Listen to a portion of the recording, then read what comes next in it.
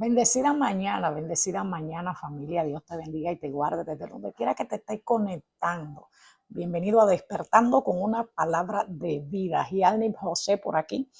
Estamos para compartir una palabra edificante contigo como cada mañana, iniciando nuestra mañana, nuestro día de la mejor manera posible, que es poniéndonos en manos del Todopoderoso, porque Él tiene cuidado de nosotros.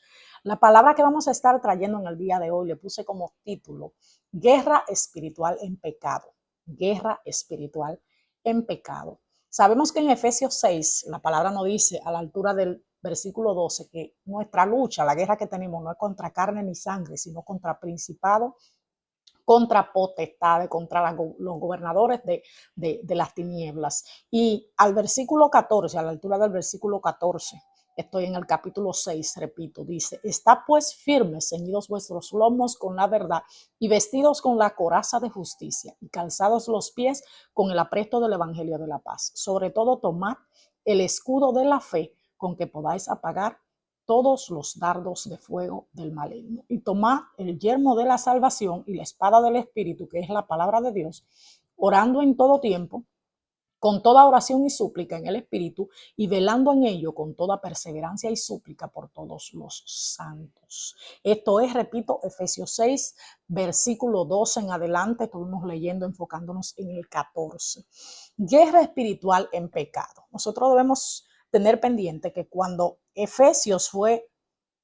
esta palabra en Efesios fue escrita por Pablo, él estaba haciendo referencia a lo que era en ese tiempo la vestidura que tenía que llevar un soldado romano a la hora de ir a la guerra, a la hora de ir a la batalla. Entonces él describe cada una de estas partes de esa vestidura tan especial, que dice que se ciñan los lomos con la verdad.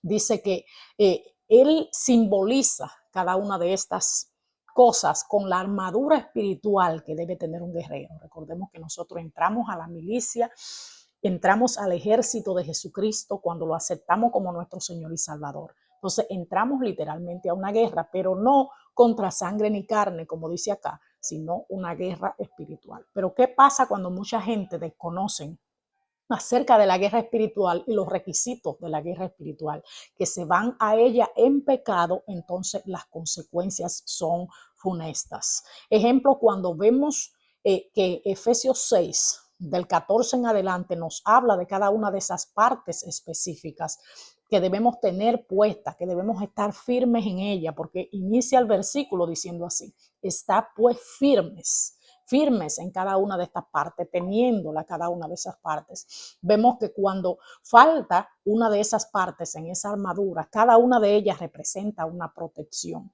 Y si te falta una de ellas, significa que esa área puedes ser atacado letalmente por el enemigo, porque no estás protegido, no tienes la armadura que se necesita. Por ejemplo, vemos que cuando dice el escudo de la fe, ¿cómo vas a pelear a una guerra si no tienes fe en que el ejército del Todopoderoso a quien tú le sirves te va a acompañar a esa guerra, a esa batalla? Habla también de la espada del Espíritu, que es la palabra de Dios. La mejor guerra espiritual que tenemos nosotros es por medio de la palabra, declarando la palabra, porque la palabra es espíritu, porque la palabra tiene poder, porque la palabra tiene autoridad. Entonces, si tú no conoces la palabra, esa parte de tu armadura está en problemas, está que puede ser atacado por el enemigo. Por ejemplo, vemos, siempre menciono en cuanto a esto, cuando nos vamos a Mateo 4, lo que fue la tentación de nuestro Señor Jesucristo, cuando fue llevado por el Espíritu al desierto para ser tentado por Satanás. ¿Cómo lo tentó Satanás? Con la palabra. Entonces, si tú no tienes conocimiento de la palabra, esa área de tu armadura está en desventaja, porque el enemigo te va a atacar con dardos a tu mente, te va a atacar con cosas a tu mente, te va a decir que tú no vales, que tú no sirves. Y si tú no sabes que tú, el valor que tú tienes, según lo dice la palabra, tú vas a ser engañado por el enemigo, tú te vas a dejar confundir por todas esas altimañas que él trae. Entonces, guerra espiritual en pecado. Muy importante estar con todas estas áreas, con todo. Habla a lo último, lo que es la oración.